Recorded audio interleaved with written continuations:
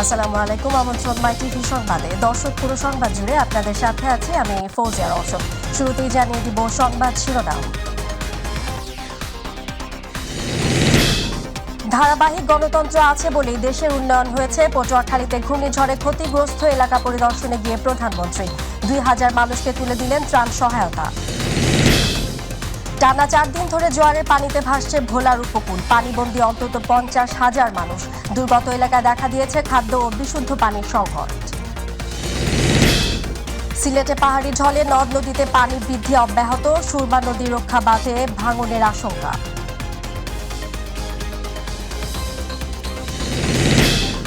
জিয়াউর রহমানের ৪৩তম শাহাদাত বার্ষিকীতে বিএনপির শ্রদ্ধা। আওয়ামী লীগ দেশকে পরনির্ভরশীল করে ফেলেছে বললেন মির্জা ফখরুল।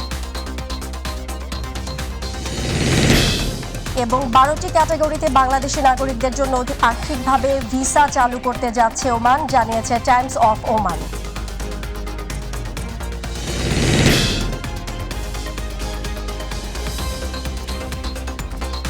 দর্শক, এতক্ষণ শুনছিলেন শিরোনাম। সংবাদে এছাড়াও থাকছে মাই টিভি বৃহস্পতিবারের নিয়মিত আয়োজন পাবলিক ভিউ।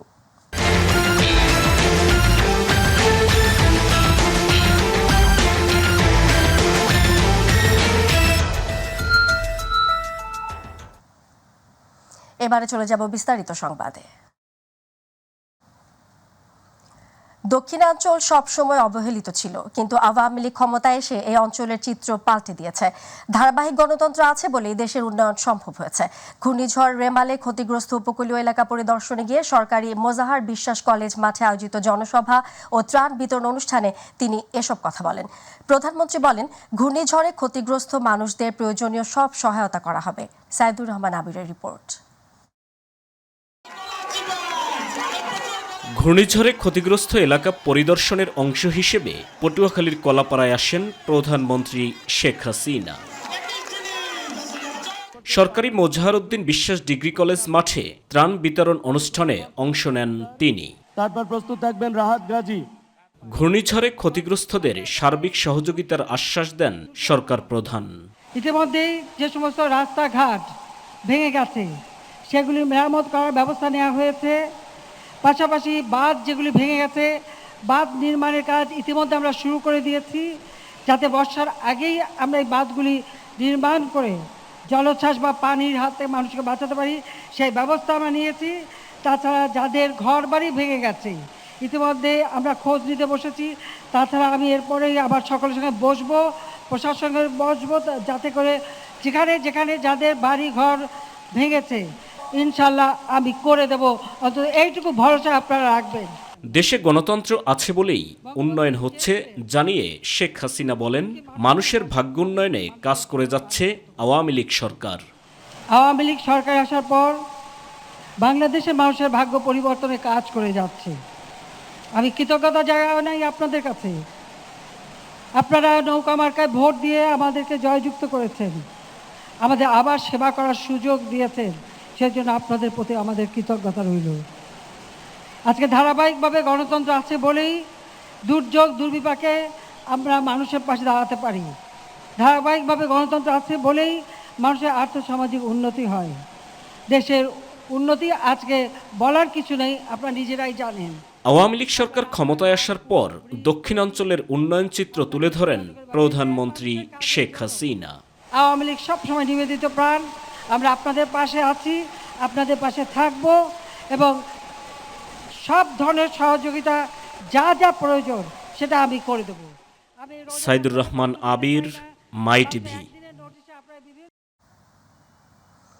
টানা ৪ দিন ধরে জোয়ারের পানিতে ভাসছে ভোলার উপকূল। অতি জোয়ার ও বাঁধ ক্ষতিগ্রস্ত হওয়ায় পানিবন্দী হয়ে আছে ৩০ গ্রামের অন্তত ৫০,০০০ মানুষ। দুর্গত এলাকা দেখা দিয়েছে খাদ্য ও বিশুদ্ধ পানির সংকট। ঘূর্ণিঝড় রেমালের প্রভাবে সৃষ্ট ঝড়ে এ অবস্থায় সৃষ্টি হয়েছে বলে জানিয়েছে পানি উন্নয়ন বোর্ড। প্রতিনিধি আরিফ হোসেন লিটনের রিপোর্টে জানাচ্ছেন ইলিয়াস কমল। রোববার থেকেই ভোলার উপকূলের উপর দিয়ে বয়ে গেছে ঝড়ো বাতাস ও ভারী বর্ষণ। ঘূর্ণিঝড় রেমালের প্রভাবে উত্তাল হয়ে ওঠে নদী ও সাগর মোহনা।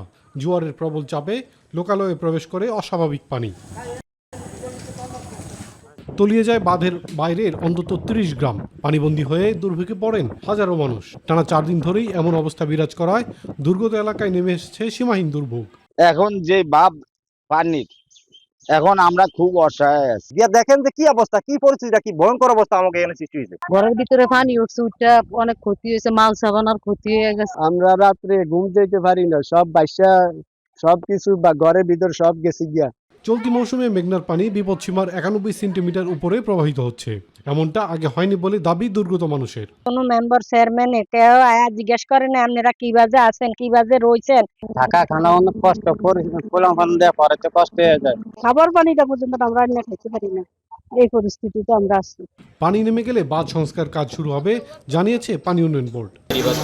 পার্শিয়ালি ক্ষতিগ্রস্ত হয়েছে, তো যেগুলো বেশি ঝুঁকিপূর্ণ সেই অংশটাকে মেরামতের জন্য অলরেডি আমরা কার্যক্রম শুরু করে দিয়েছি এবং ব্রিজগুলো দ্রুত বন্ধ ব্যবস্থা গ্রহণ করেছি। ক্ষতিগ্রস্তদের অতি দ্রুত সহায়তা দেওয়ার আশ্বাস দিয়েছেন জেলা প্রশাসক। তাদের ঘর বাড়ির ব্যাপক ক্ষতি হয়েছে, তো সেই কারণে সেখানে অতিরিক্ত বরাদ্দের প্রয়োজনীয়তা রয়েছে এবং এই বরাদ্দগুলো আমরা লিখেছি এবং সেগুলো যদি আসে তাৎক্ষণিকভাবে দুর্গত মানুষদের কাছে আমরা সেটি পৌঁছে দেব। ঝড়ের প্রভাবে ভোলার ১১ কিলোমিটার বাঁধ সম্পূর্ণ ও আংশিক ক্ষতিগ্রস্ত হয়েছে। ঝুঁকিতে রয়েছে আরও ১০ কিলোমিটার অংশ। ইলিয়াস কমল, মাই টিভি।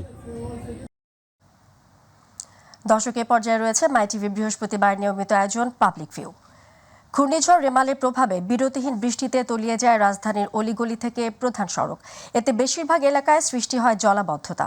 শত উদ্যোগেও কেন কমছে না জলাবদ্ধতা, আরও জানাচ্ছেন আবু সাইদ অপু।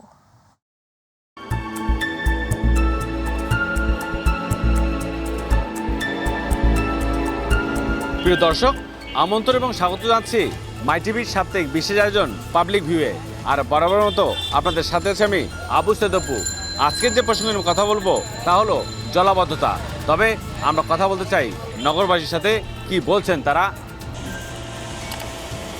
তীব্র গরমের রেশ কাটিয়ে ঘূর্ণিঝড় রেমালের প্রভাবে হালকা সহ ঝড়ো হওয়ার সাথে মাঝারি বৃষ্টিপাত হওয়ার ফলে রাজধানী নগরীর অধিকাংশ এলাকায় হাঁটুপানি উঠেছে। সৃষ্টি হয়েছে জলাবদ্ধতার, তার সাথে অসহনীয় যানজট তো রয়েছেই। গাড়ির রাস্তাঘাট জলাবদ্ধতায় ভরে যায়, শোষণ করতেই পারে না, যার ফলে প্রচুর যানজট সৃষ্টি হয়। জলাবদ্ধতার কারণে বিভিন্ন গন্তব্যে ছুটে চলা মানুষজন শিকার হন অন্তহীন দুর্ভোগের। টানা তাপদাহের পর ১৬১ মিলিমিটার বৃষ্টিপাতে রাজধানীর কারণ বাজার, মোহাম্মদপুরের বসিলা রোড, আরামবাগ, খিলগাঁও, পুরান ঢাকার শহীদনগর, নাজিমউদ্দিন রোড, জুরাইন, মিজানপুরের কাজীপাড়া, শেরোপাড়া, ইব্রাহিমপুর, সাংবাদিক কলোনি সহ নগরীর প্রধান সড়ক সহ অলিগলির বিভিন্ন স্থানে পানি জমে আছে। নেই পানি নিষ্কাশনের ব্যবস্থা। নগরীর অধিকাংশ বক্স কালভার্ট ভরাট হয়ে যাওয়ায় পানি নির্গত হতে না পারায় অল্প বৃষ্টিতেই এই পরিস্থিতি। রাস্তাঘাটে যেভাবে পানি উঠে আর আশেপাশে দোকানপাট থেকে শুরু করে আবাসিক এলাকাতে শুরু করে মানুষের দৈনন্দিন জীবন তো একদম বিপর্যস্ত হয়ে পড়ে। শেওড়াপাড়া যান আপনি, একাডু পানি, গাড়ি চলে না, ইঞ্জিল ডুবে জায়গা। যে কোনো মেয়র আসে, যে কোনো সরকার, ওরা বলে কিন্তু বাস্তবতা হয় না। বর্ষা মৌসুম শুরু হতে না হতেই সামান্য বৃষ্টিতে যেমন জলাবদ্ধতায় চরম দুর্ভোগ পাওয়াতে হচ্ছে, তেমনি ঘণ্টাখানিকের কম সময়ের বৃষ্টিপাতে যে জলজট সৃষ্টি হচ্ছে তার বিরূপ প্রভাব পড়ছে দৈনন্দিন কার্যক্রমে বলে মনে করেন নগরবাসী। ঘরে পানি উঠতে যায়, আমরা পানি নিয়ে ঘরে থেকে বাইরে দিতে পারি না, আর পানি দুর্গন্ধ, হাঁটু পানি জমে যায়, যার জন্য আমরা বাচ্চাদেরকে নিয়ে বাইরে দিতে পারি না। বৃষ্টি হলে তো সব চলাচল বন্ধই থাকে, অনেকে গাড়ি ধুয়ে হাঁটা জায়গা। দর্শক, এই ছিল আজকে আমাদের পাবলিক ভিউয়ের বিশেষ আয়োজন। দেখা হবে পরবর্তীতে নাগরিকদের কোনো প্রত্যাশা প্রাপ্তি, সংগতি কিংবা অসঙ্গতির গল্প নিয়ে। সে অপেক্ষায় ভালো থাকুন, সুস্থ থাকুন আর সবসময় চোখ রাখুন মাই টিভিতে। উজান থেকে নেমে আসা পাহাড়ি ঢলে সিলেটের নিম্নাঞ্চল তলিয়ে গেছে। সুরমা, কুশিয়ারা, ডাউকি, সারি ও সারিগাং নদীর পানি ৫টি পয়েন্টে বিপদসীমার ১ মিটার উপর দিয়ে প্রবাহিত হচ্ছে। সকালে সুরমা নদী কানাইঘাটে, কুশিয়ারা অমসিদে, সারি নদীর সারিঘাটে, ডাউকি জাফলংয়ে, সারিগাং গোয়াইনঘাট বিপদসীমার প্রায় ১ মিটার উপর দিয়ে প্রবাহিত হতে দেখা গেছে। পানি উন্নয়ন বোর্ড জানায়, গোয়াইনঘাট উপজেলার জাফলং, বিছানাকান্দি, রাতারগুল, কোম্পানিগঞ্জের সাদা পাথর পর্যটন এলাকাও পানিতে তলিয়ে গেছে।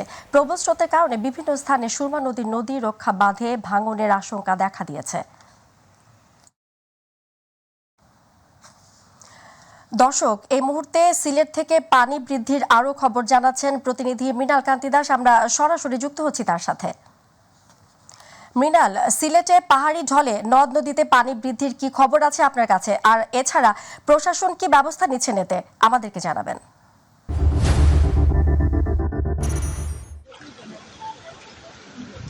ধন্যবাদ আপনাকে। আপনি জানেন যে গত কয়েকদিনের অবিরত বৃষ্টি এবং পাহাড়ি ঢলের কারণে কিন্তু ইতিমধ্যে সিলেটে 4টি উপজেলা দুর্নীতি প্লাবিত হয়েছে এবং সিলেটের যে নদীগুলো রয়েছে সেগুলোর পানিও কিন্তু বিপজ্জনক উপর দিয়ে প্রবাহিত হচ্ছে। আমরা যেখানে অবস্থান করছি এটি কিন্তু সিলেট গোয়াইনঘাট সড়ক। এই সড়ক দিয়ে প্রতিদিন লক্ষ লক্ষ মানুষ কিন্তু গাড়ি দিয়ে যাতায়াত করেন, কিন্তু আজকে দেখতে পাচ্ছেন এখানে ক্রমশমান পানি হয়ে গেছে, এদিক দিয়ে কিন্তু নৌকা চলাচল করছে। আর এটি বিষয়ে আমি আপনাদেরকে জানিয়ে রাখতে চাই, গতকাল রাত থেকেই কিন্তু অনেক বাড়িতে পানি প্রবেশ করায় মানুষজন কিন্তু চরম বিপদে পড়েছেন এবং এই পানিবন্দী যারা মানুষ রয়েছেন তাদের সাহায্যার্থে কিন্তু জেলা প্রশাসন ব্যাপক প্রস্তুতি গ্রহণ করেছে। ইতিমধ্যে সকল উপজেলায় আশ্রয়কেন্দ্র গঠন করা হয়েছে এবং আশ্রয়কেন্দ্রে অনেক মানুষ কিন্তু এখন পর্যন্ত উঠে গিয়েছেন এবং আমরা একটু আগে জেলা প্রশাসন কৃষকের সাথে কথা বলেছি, তিনি আমাদেরকে যে বিষয়টি জানিয়েছেন যে পানিবন্দী মানুষদেরকে উদ্ধারে কিন্তু সেনাবাহিনী প্রস্তুত রয়েছে, প্রয়োজন হলেই কিন্তু তারা তৎপরতা শুরু করবে। তবে আরেকটি তথ্য আমি আপনাদেরকে জানিয়ে রাখতে চাই, সিলেটের গোয়াইনঘাট, জন্তাপুর, কোম্পানিগঞ্জ, কানাইঘাট উপজেলায় যে ভয়াবহ বন্যা দেখা দিয়েছে এতে কিন্তু প্রায় 3 লক্ষাধিক মানুষ পানিবন্দী হয়ে পড়েছে। যে বিষয়টি বলা যায় যে আমরা যারা সিলেটের সচেতন মহল রয়েছেন তাদের সাথেও আমরা কথা বলেছিলাম, তারা আমাদেরকে যে বিষয়টি জানিয়েছেন বা পানি উন্নয়ন বোর্ড যে সতর্কতা দিচ্ছে যে আগাম প্রস্তুতি যদি নেওয়া না হয় তাহলে কিন্তু 2022 সালে যে ভয়াবহ বন্যার চিত্র সিলেটবাসী দেখেছিল তার কিন্তু আবারও পুনরাবৃত্তি করতে পারে। আসলে এই ছিল সিলেট থেকে এখনকার পর্যন্ত পানি বৃদ্ধি ও বন্যা খাতের পরিস্থিতি আমার কাছে সর্বশেষ। মৃলান, আপনাকে ধন্যবাদ। দর্শক, সিলেট থেকে নদ নদীর পানি বৃদ্ধির সর্বশেষ খবর জানাচ্ছিলেন প্রতিনিধি মৃণাল কান্তি দাস। এবার চলে যাচ্ছে অন্যান্য প্রসঙ্গে। আওয়ামী লীগ দেশকে পরনির্ভরশীল করে ফেলেছে বলে মন্তব্য করেছেন বিএনপি মহাসচিব মির্জা ফখরুল ইসলাম আলমগীর। তিনি বলেন, মানুষের অধিকার আদায় ও গণতন্ত্র পুনরুদ্ধারে ক্ষমতাসীনদের বিদায় করা ছাড়া কোনো পথ নেই। সকালে দলের প্রতিষ্ঠাতা জিয়াউর রহমানের 43তম শাহাদাত বার্ষিকী উপলক্ষে তার সমাধিতে দলের পক্ষ থেকে শ্রদ্ধা জানিয়ে বিএনপি মহাসচিব এসব কথা বলেন। মাহবুব সৈকতের রিপোর্ট। বিএনপির প্রতিষ্ঠাতা প্রয়াত রাষ্ট্রপতি জিয়াউর রহমানের 43তম শাহাদাত বার্ষিকী উপলক্ষে রাজধানীর শেরেবাংলা নগরে তার সমাধিতে ঢল নামে দলটির অঙ্গ ও সহযোগী সংগঠনের নেতাকর্মীদের। দলের শীর্ষ নেতাদের নিয়ে সমাধিতে শ্রদ্ধা নিবেদন করেন বিএনপি মহাসচিব। ফাতিহা পাঠ এবং দোয়া ও মোনাজাত শেষে গণমাধ্যমের সাথে কথা বলেন তিনি। ক্ষমতাসীন আওয়ামী লীগ দেশকে পরনির্ভরশীল করে ফেলেছে বলে অভিযোগ করেন বিএনপির শীর্ষ এই নেতা। বাংলাদেশ এখন লুটেরা মাফিয়াদের কবলে। বাংলাদেশ একদিকে যেমন রাজনৈতিক অধিকার হরণ করছে, কিন্তু অন্যদিকে তারা অর্থনীতিকে ধ্বংস করছে এবং তাদের মূল লক্ষ্য হচ্ছে এটাকে পরনির্ভরশীল একটা ব্যর্থ রাষ্ট্রে পরিণত করা। মানুষের অধিকার ও গণতন্ত্র পুনরুদ্ধারে ক্ষমতাসীনদের বিদায় করা ছাড়া বিকল্প নেই বলে মন্তব্য করেন মির্জা ফখরুল ইসলাম আলমগীর। যুবক, তরুণ, মানুষ, আবার বৃদ্ধ বনিতা আজকে আমাদের অধিকার রক্ষার জন্য, বাংলাদেশের স্বাধীনতা সার্বভৌমত্ব রক্ষার জন্য আমরা যে আন্দোলন চলছে সে আন্দোলনকে আরো বেগবান করব এবং আন্দোলনের মধ্য দিয়ে পরাজিত করে জনগণের সরকার প্রতিষ্ঠা করব। পরে দিবসটি উপলক্ষে রাজধানীর বিভিন্ন স্থানে দুস্থদের খাবার বিতরণ করেন মহাসচিব সহ কেন্দ্র ও মহানগরীর নেতারা। মাহবুব সৈকত, মাই টিভি, ঢাকা। বাংলাদেশি নাগরিকদের জন্য আংশিকভাবে ভিসা চালু করবে ওমান। দেশটি 12টি ক্যাটাগরিতে বাংলাদেশিদের জন্য ভিসা চালু করতে পারে। দেশটির সংবাদ মাধ্যম টাইমস অফ ওমান এক প্রতিবেদনে এ তথ্য জানিয়েছে। গত বছরের নভেম্বর থেকে বাংলাদেশি নাগরিকদের জন্য নতুন ভিসা ইস্যু স্থগিত করে ওমান। আতিকুর রহমান তিতাসের রিপোর্ট। বাংলাদেশিদের জন্য আবারও ভিসা চালু করতে যাচ্ছে ওমান। এবার 12টি ক্যাটাগরিতে বাংলাদেশিদের ভিসা দেয়া হতে পারে বলে জানিয়েছে টাইমস অফ ওমান। গত বছর বাংলাদেশিদের জন্য হঠাৎ করে ভিসা দেয়া স্থগিত করে ওমান সরকার।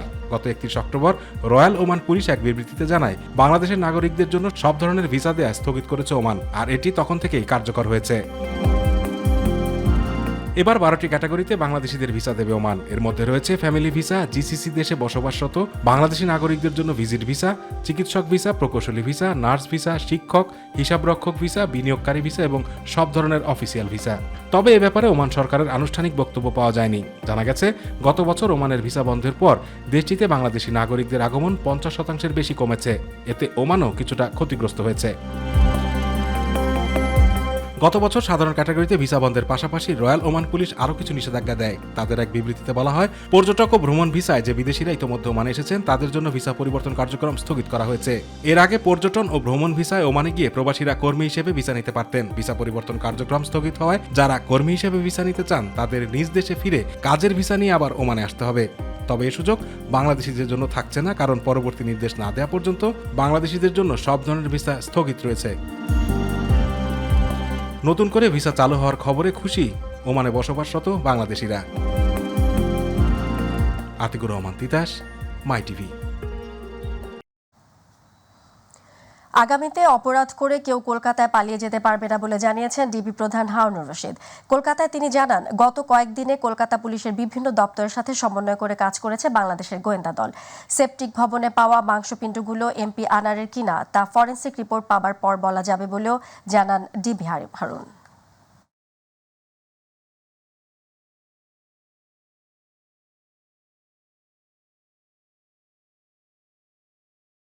যদিও মনে করছি এটা হবে আনোয়ারুল আজিমেরই তার অংশবিশেষ হবে, তারপরেও যেহেতু এটা আমাদেরকে ফরেনসিক এবং ডিএনএ টেস্ট ছাড়া অ্যাকচুয়ালি বলা যাবে।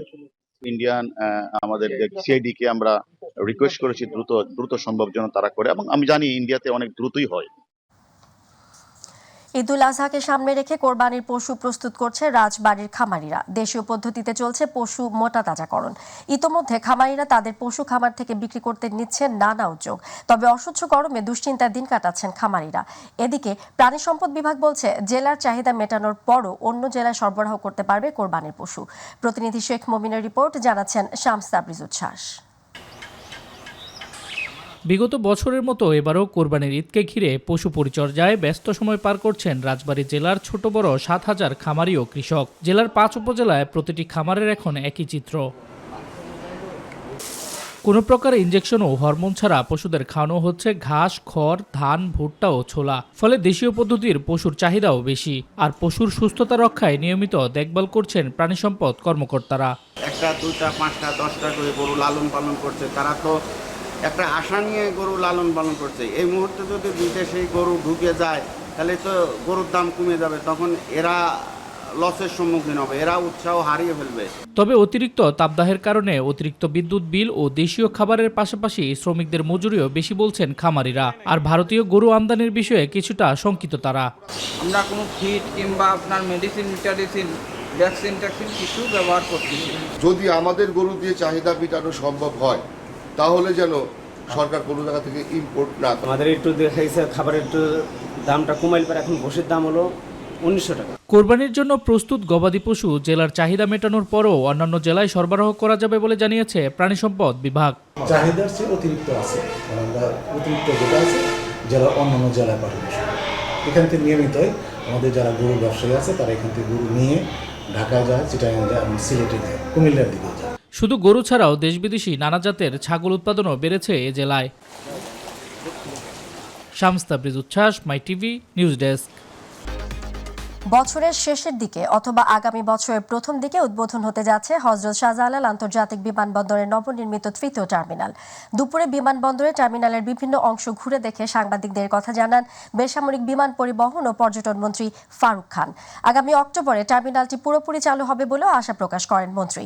এ সময় বেসামরিক বিমান পরিবহন ও পর্যটন মন্ত্রণালয়ের সচিব মোকাম্মেল হোসেন ও বেসামরিক বিমান চলাচল কর্তৃপক্ষের chairman air vice marshal M Mofidur Rahman উপস্থিত ছিলেন।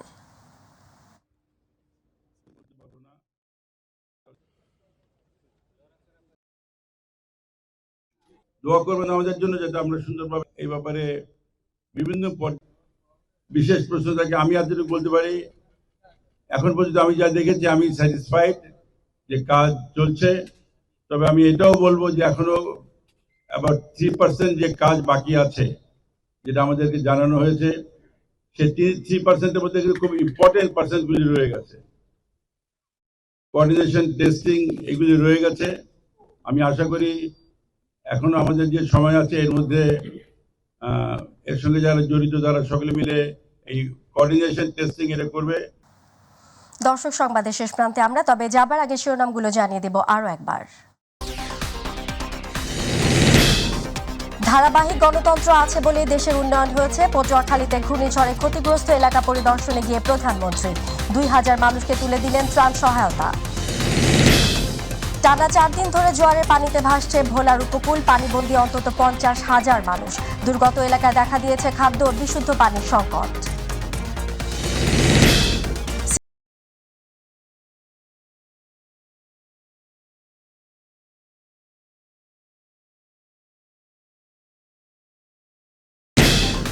জিয়াউর রহমানের 43তম শাহাদাত বার্ষিকীতে বিএনপির শ্রদ্ধা। আওয়ামী লীগ দেশকে পরনির্ভরশীল করে ফেলেছে বললেন মির্জা ফখরুল।